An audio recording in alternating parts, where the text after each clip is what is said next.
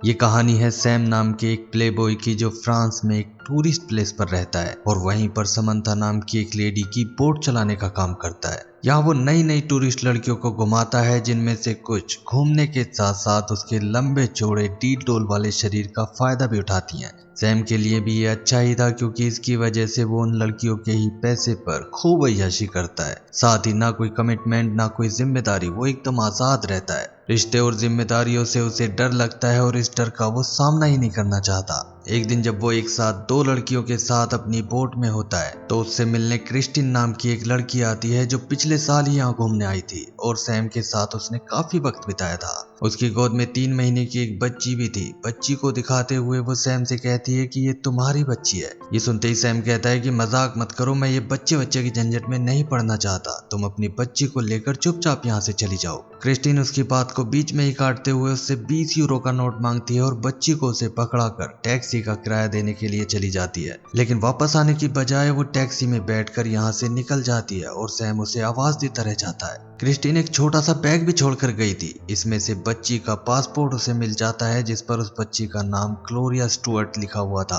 और वो एक ब्रिटिश सिटीजन थी। सैम समझ जाता है कि क्रिस्टिन अपनी बच्ची को उसके पास छोड़कर जरूर अपने देश ब्रिटेन वापस भाग रही होगी, इसलिए वो जल्दी से बच्ची को उठाता है और उसे लेकर स्कूटी से एयरपोर्ट पहुंच जाता है। लेकिन तब तक क्रिस्टिन लंदन जाने वाले प्लेन में चली जाती है। सैम जितना उस बच्ची को देख रहा था उतना ही उसे डर लग रहा था, क्योंकि इस बच्ची की वजह से उसकी पूरी आजादी छिन जाएगी और पता नहीं फिर उसे क्या क्या पापड़ बेलने पड़ेंगे। इसलिए इस बच्ची ग्लोरिया को क्रिस्टिन को वापस देने के लिए वो भी अगली फ्लाइट पकड़कर लंदन पहुंच जाता है। फेसबुक पर क्रिस्टीन के एक इनएक्टिव अकाउंट से, जिस पर उसका कोई फ्रेंड भी नहीं था, वहां से उसे क्रिस्टीन की एक फोटो मिल गई थी जिसके बैकग्राउंड में एक होटल था। सैम को लगा कि जरूर क्रिस्टीन इसी होटल में काम करती होगी, इसलिए एयरपोर्ट से बाहर निकलते हुए वो एक आदमी से उस होटल का एड्रेस पूछने लगता है। बातों बातों में उसे ध्यान ही नहीं रहता कि ग्लोरिया वहीं नीचे रह गई है और वो एलिवेटर से ऊपर आ गया है। अब जैसे इस बात पर उसका ध्यान जाता है तो हड़बड़ाहट में वो एलिवेटर पर स्लाइड करता हुआ जल्दी से नीचे आ जाता है और ग्लोरिया को उठाकर प्यार से उसे चूमने लगता है। ये देखकर सब लोग उसके लिए तालियां बजाने लगते हैं। इनमें बर्नी नाम का एक मूवी प्रोड्यूसर भी था, जिसे एक अच्छे स्टंटमैन की तलाश थी। वो उसे स्टंटमैन की जॉब ऑफर करता है, लेकिन सैम तो बस ग्लोरिया को उसकी मां तक पहुंचाने आया था और वैसे भी फ्रांस में खूबसूरत लड़कियों को घुमाने के अपने काम से वो बहुत खुश था, इसलिए वो उसका ये ऑफर ठुकरा देता है। लेकिन बर्नी फिर भी उसे अपना कार्ड थमा देता है कि अगर मन बदल जाए तो इस एड्रेस पर चले आना। सैम अब उस होटल पहुंच जाता है, लेकिन पता चलता है कि कुछ ही महीने पहले इस होटल को किसी दूसरे मालिक ने खरीद लिया, जिसने होटल का सारा स्टाफ भी बदल दिया। मतलब क्रिस्टीन कौन थी और अब कहाँ होगी किसी को नहीं पता। तभी सैम को अपने बैग की याद आती है और वो जल्दी से एयरपोर्ट जाता है, लेकिन यहाँ आकर वो देखता है कि बैग में से किसी ने उसके सारे पैसे निकाल लिए और सामान यहीं छोड़ दिया। वो कुछ सोचता कि तभी उसकी बॉस का फोन आ जाता है, जिसकी वो बोट चलाता था। उसकी बॉस उसकी अय्याशियों की वजह से उससे वैसे ही परेशान थी। जब उसे ये पता चलता है कि वो बिना बताए लंदन पहुंच गया है तो गुस्से में वो फोन पर ही उसे नौकरी से निकाल देती है। अब ना तो सैम को क्रिस्टीन मिली, ना उसके पास पैसे बचे हैं और अगर किसी तरह वो फ्रांस वापस भी चला जाए तो उसकी नौकरी भी जा चुकी है। इसलिए हार कर वो उसी मूवी प्रोड्यूसर बर्नी के एड्रेस पर पहुंच जाता है, जो उसे देखकर बहुत खुश होता है। इस तरह सैम बर्नी के साथ काम करते हुए ग्लोरिया को लेकर यहीं रहने लगता है। शुरू के कुछ साल उसके लिए ग्लोरिया की देखभाल करना काफी मुश्किल था, फिर भी वो अपनी तरफ से कोई कसर नहीं छोड़ता। वो टाइम पर उसे दूध पिलाता है, खुद ही उसका डायपर चेंज करता है और जब वो उसे पहली बार पापा कहती है तो वो बहुत खुश होता है। वो उसे चलना सिखाता है और चोट लगने पर प्यार से दवाई भी लगाता है। 4 साल की होने पर वो अपनी और उसकी ड्राइंग बनाकर दीवारें खराब करने लगती है, जिससे सैम को उससे और भी ज्यादा प्यार होने लगता है। वो उसके साथ खेलता है, उसके साथ डांस करता है तो कभी उसे बाहर घुमाने ले जाता है। उसका पूरा घर ग्लोरिया के तरह तरह के खिलौनों से भरा रहता है, जिसमें वो हर वक्त बस उसके साथ खेलता ही रहता है। इस तरह ग्लोरिया 7 साल की हो जाती है और सैम भी अब एक बड़ा स्टंटमैन बन जाता है। ग्लोरिया को भी अक्सर वो अपने साथ ही मूवी के सेट पर ले जाता है, जहां वो उसके लिए एक इंग्लिश ट्रांसलेटर का काम करती है, क्योंकि इतने साल बाद भी सैम अच्छी तरह इंग्लिश नहीं सीख पाया है। ग्लोरिया उसे अपना असली हीरो मानती है, क्योंकि एक्टर्स तो बस एक्टिंग करते हैं, जबकि सारे मुश्किल स्टंट तो उसके डैडी करते हैं। सैम अक्सर उसे अपने बचपन की कहानियां सुनाता रहता है कि जब वो 8 साल का था तो उसके डैड ने उसे एक चट्टान से पानी में छलांग लगवाई थी, जिसकी जिसके बाद उसका डर हमेशा के लिए खत्म हो गया। ये कहानियां सुनकर ग्लोरिया भी सैम की तरह ही एक दिन उस चट्टान से कूदना चाहती है। वो अपनी मोम को भी देखना चाहती है, उनसे मिलना चाहती है, क्योंकि सैम ने उसे कभी ये नहीं बताया कि उसकी मोम उसे छोड़कर चली गई थी, बल्कि वो तो हर हफ्ते उसकी मोम के नाम से झूठे ईमेल करता रहता है। दरअसल ग्लोरिया को खुश रखने के लिए वो उससे ना जाने कितने झूठ बोलता है। उसने बता रखा है कि उसकी मोम एक सीक्रेट एजेंट है जो देश दुनिया को बचाने के एक लंबे मिशन पर है, इसलिए इतने सालों तक उससे मिलने नहीं आ सकी। ग्लोरिया भी ये कहानियां सुनकर इनमें पूरी तरह खो गई थी और पूरे यकीन के साथ इन्हें ही सच मानती है, इसलिए ईमेल पढ़कर वो भी खुश रहती है। एक दिन जब सैम उसे स्कूल छोड़कर लौट रहा होता है तो स्कूल की प्रिंसिपल उसे अपने ऑफिस में बुलाती है, क्योंकि वो अक्सर ग्लोरिया को स्कूल से गायब कर देता है। कभी वो उसे फिल्म की शूटिंग पर अपने साथ ले जाता है तो कभी घर पर खेलों में उलझाए रखता है। सैम प्रिंसिपल की बात सुनता है लेकिन कोई जवाब देने की बजाय बात को घुमा देता है। अगले दिन वो एक डॉक्टर के पास जाता है जहां उसके साथ साथ ग्लोरिया भी डॉक्टर से इंजेक्शन लगवाती है। दरअसल सैम कहता था कि उसे इंजेक्शन से बहुत डर लगता है, इसलिए ग्लोरिया भी इंजेक्शन लगवाने के बाद कहती है कि देखो कुछ नहीं होता। डॉक्टर सैम को कुछ दवाइयां देता है और ग्लोरिया को भी कुछ दवाइयां देकर कहता है कि ये तुम्हारी विटामिन की गोलियां हैं, इन्हें टाइम पर लेते रहना। ग्लोरिया के बाहर जाने के बाद डॉक्टर उदास होते हुए सैम को बताता है कि जो ट्रीटमेंट हम अब तक चला रहे थे वो फेल हो गया है। ये सुनकर सैम का मुंह तर जाता है और वो पूछता है कि कितना टाइम बचा है, जिस पर डॉक्टर जवाब देता है कि अब बहुत ज्यादा टाइम नहीं है। ये सुनकर डॉक्टर के सामने तो सैम अपने आप को संभाल लेता है, लेकिन अकेले में जाकर फूट फूट कर रोने लगता है। इससे ज्यादा इस सीन में कुछ नहीं बताया जाता, लेकिन इस सीन को देखकर और सैम के चेहरे का डर देखकर हमें यही समझ में आता है कि कुछ तो है जिसकी वजह से ग्लोरिया के साथ गुजारने के लिए उसके पास थोड़ा ही वक्त बचा है। इस खबर के बाद वो ग्लोरिया के साथ और ज्यादा वक्त बिताने के लिए उसे अम्यूजमेंट पार्क ले जाता है, जहां वो दोनों खूब मस्ती करते हैं। यहाँ एक औरत अपनी बेटी समझकर गलती से ग्लोरिया का हाथ पकड़ लेती है, जिससे वो बहुत उदास हो जाती है और सैम से कहती है कि उसके दोस्त उसका मजाक उड़ाते हैं और कहते हैं कि उसकी माँ का पता नहीं है भी या नहीं, क्योंकि उसने अपनी माँ को कभी देखा ही नहीं। वो उससे पूछती है कि जब उसकी मॉम उससे इतना प्यार करती है तो फिर उससे मिलने क्यों नहीं आती। ग्लोरिया की ये बात सुनकर और उसे उदास देखकर सैम बहुत परेशान हो जाता है और रात को क्रिस्टीन के उसी फेसबुक अकाउंट को देखने लगता है जिस पर उसने सैकड़ों मैसेज छोड़ रखे थे, लेकिन पिछले 7 सालों में ये अकाउंट इनएक्टिव ही था। मगर आज अचानक से ये अकाउंट एक्टिव हो जाता है और सारे मैसेज पढ़ने के बाद उधर से रिप्लाई आता है कि वो कल अपनी बेटी से मिलने आ रही है। सैम भी ये देखकर बहुत खुश होता है और वो क्रिस्टीन का यही मैसेज ग्लोरिया के कंप्यूटर पर भी मेल कर देता है, जिसे पढ़कर वो बहुत खुश हो जाती है और खुशी से नाचने लगती है। अब अगले दिन सैम और ग्लोरिया एक पार्क में क्रिस्टीन का इंतजार करने लगते हैं और कुछ इंतजार के बाद क्रिस्टीन भी वहां आ जाती है। आते ही वो ग्लोरिया को अपने सीने से लगा लेती है और इमोशनल होकर उसे चूमने लगती है। सैम दूर खड़ा चुपचाप ये सब देखता रहता है। बाद में जब वो उसे अपने अपार्टमेंट ले जाता है तो घर में पड़े खिलौनों को देखकर क्रिस्टीन हैरान रह जाती है। यहाँ दीवारों पर उसे अपने फोटो भी दिखते हैं, जिससे पता चलता है कि सैम ने झूठ बोलकर ही सही, लेकिन उसे उसकी बेटी की जिंदगी से कभी दूर नहीं होने दिया। ये सब देखकर वो उसका शुक्रिया करने लगती है, क्योंकि सैम जैसे आवारा प्ले बॉय से उसने इतनी उम्मीद कभी नहीं की थी। लेकिन सैम उससे कह देता है कि शुक्रिया करने की कोई जरूरत नहीं है, ये सब मैंने तुम्हारे लिए नहीं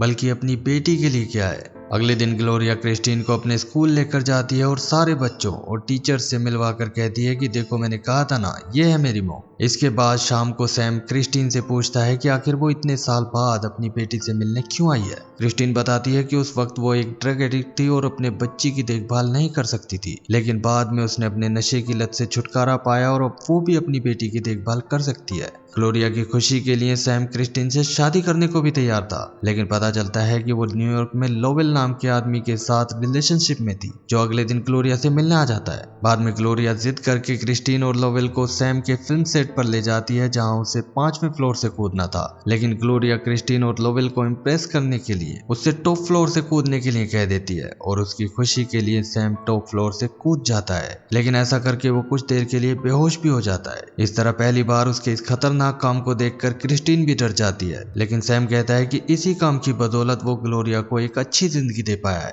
मगर क्रिस्टीन को अब ग्लोरिया की फिक्र होने लगती है और अब वो ग्लोरिया को भी सारा सच बता देती है कि वो कोई सीक्रेट एजेंट नहीं है, सैम ने उससे सब कुछ झूठ बोला था। ये सुनकर ग्लोरिया को बहुत बुरा लगता है और वो सैम को झूठा बताते हुए उसकी बजाय क्रिस्टीन के साथ जाने की जिद करने लगती है। सैम का इससे दिल तो टूटता है, लेकिन ग्लोरिया की खुशी के लिए वो उसे क्रिस्टीन के साथ उसके होटल रूम में जाने देता है। मगर घर पर ग्लोरिया के बिना वो पूरी रात सो नहीं पाता और उठकर सीधा क्रिस्टीन के होटल ही पहुंच जाता है। वो ग्लोरिया को अपने साथ वापस ले जाने के लिए कहता है, लेकिन क्रिस्टीन उसे और ज्यादा अपने साथ रखना चाहती थी, जिसे लेकर उन दोनों के बीच तीखी बहस भी हो जाती है। क्रिस्टीन कहती है कि अपनी बेटी से मिलने के बाद मुझे उससे प्यार हो गया है, इसलिए मैं हमेशा के लिए उसे अपने पास रखना चाहती हूँ और वैसे भी वो मेरे पास ज्यादा सेफ रहेगी। ये सुनकर सैम को गुस्सा आ जाता है और वो सोती हुई ग्लोरिया को गोद में उठाकर अपने घर की ओर चल देता है। ग्लोरिया ने भी भले ही गुस्से में सैम को चाहे कुछ भी कहा हो, लेकिन वो उससे बहुत प्यार करती थी। रास्ते में आंख खुलने पर जब उसे ये पता चलता है कि उसके डैड उसके बिना एक दिन भी नहीं रह सके, तो वो भी खुश होकर मुस्कुराने लगती है।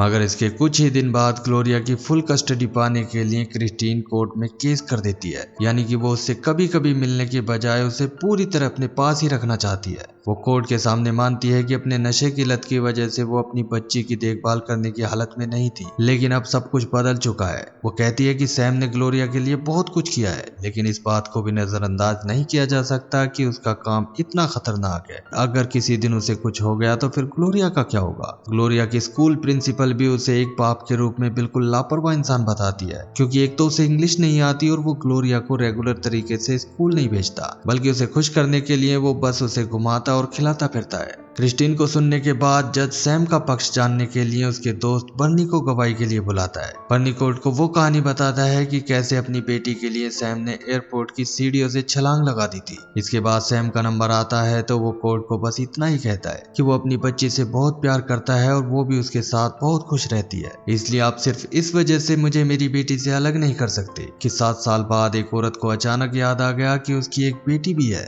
जज सैम की इस बात से बहुत इंप्रेस हो जाता है और वो फैसला सुनाता है कि बच्ची को उसे ही दिया जाएगा और जिसे वो बचपन से जानती है, जो उसके लिए सीढ़ियों से कूद भी सकता है और उसी के लिए कूदना छोड़ भी सकता है। इस तरह सैम ग्लोरिया की फुल कस्टडी हासिल करने में कामयाब हो जाता है और कोर्ट के ऑर्डर को मानते हुए अब वो स्टडमैन की जॉब छोड़ने के साथ ही इंग्लिश सीखना भी शुरू कर देता है। लेकिन फिर एक दिन उसकी वकील फोन करके उसे बताती है कि क्रिस्टीन उसका डीएनए टेस्ट कराना चाहती है। इस तरह सैम का डीएनए टेस्ट होता है, जिसका रिजल्ट देखकर जज समेत सब लोग हैरान रह जाते हैं, क्योंकि टेस्ट से ये साबित हो गया था कि सैम तो ग्लोरिया का असली बाप है ही नहीं। ये जानकर सैम का दिमाग घूम जाता है और उसकी आंखों से आंसू छलक उठते हैं, मगर फिर भी अब उसे इस बात से कोई फर्क ही नहीं पड़ता कि ग्लोरिया से उसका खून का रिश्ता है या नहीं। फर्क पड़ता है तो बस इस बात से कि कोर्ट ने उसकी बच्ची को क्रिस्टीन के हवाले करके उससे दूर करने का फैसला सुना दिया है। इस तरह अब वो वक्त भी आ जाता है जब क्रिस्टीन के साथ जाने के लिए ग्लोरिया अपना सामान पैक करने लगती है। जाने से पहले सैम उसे गले लगाता है और उसके सामने खुश होने की एक्टिंग करता है, लेकिन उसके घर से बाहर जाते ही वो फूट फूट कर रोने लगता है।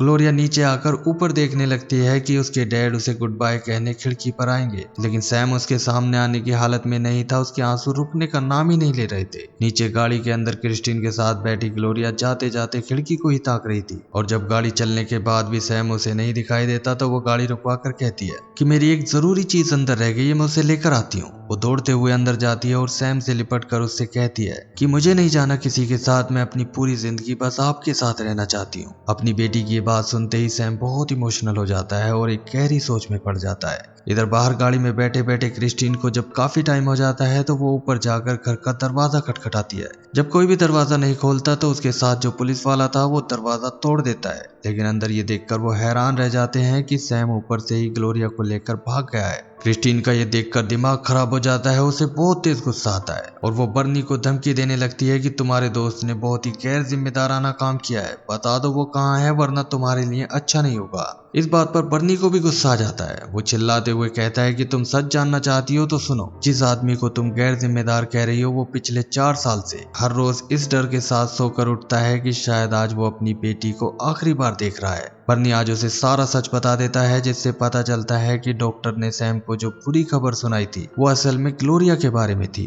4 साल पहले सैम को ग्लोरिया की दिल की एक ऐसी बीमारी के बारे में पता चल गया था जो खामोशी के साथ एक दिन इंसान को मौत की गहरी नींद सुला देती है, लेकिन उसने ग्लोरिया को इसकी इस बीमारी के बारे में कभी पता नहीं लगने दिया। डॉक्टर विटामिन की गोलियां बताकर ग्लोरिया को जो देते थे वो असल में उसकी इसी बीमारी की दवाइयां होती थी। सैम ने 4 साल तक उसके इलाज की हर मुमकिन कोशिश की, लेकिन जब सब कुछ फेल हो गया तो फिर वो उसे खुश रखने के लिए जो हो सकता था करने लगा। ग्लोरिया का जब मन करता वो स्कूल जाती, वो कभी उसे फोर्स नहीं करता, और जब उसका खेलने का मन करता तो वो बच्चों की तरह उसके साथ खेलता, उसकी हर ख्वाहिश पूरी करता। ये सच सुनकर क्रिस्टीन एकदम शॉक रह जाती है और उसका सारा गुस्सा अब गम में बदल जाता है। इधर सैम ग्लोरिया को लेकर अपने देश फ्रांस चला जाता है और उसे उस चट्टान पर भी लेकर जाता है जिसकी कहानियां वो अक्सर सुनाया करता था। वो बस ग्लोरिया की हर ख्वाहिश पूरी करना चाहता था। उसके साथ मछलियां पकड़ता है और हर वो काम करता है जिससे ग्लोरिया को ज्यादा से ज्यादा खुशी दे पाए। एक दिन जब वो दोनों बीच पर होते हैं तो बर्नी के साथ क्रिस्टीन भी वहां जाती है। आते ही वो ग्लोरिया को अपने सीने से लगा लेती है और सैम को रेस्पेक्ट भरी नजरों से देखने लगती है। अब वो ग्लोरिया को ले जाने का जिक्र भी नहीं करती और सैम के साथ उसे खेलते देखकर बहुत खुश होती है। वो दोनों कई दिन तक इसी तरह अपनी बेटी के साथ खेलते रहते हैं, जितना हो सकता है उसे उतना प्यार करते हैं। और फिर एक दिन ग्लोरिया सोती है तो फिर उठती ही नहीं।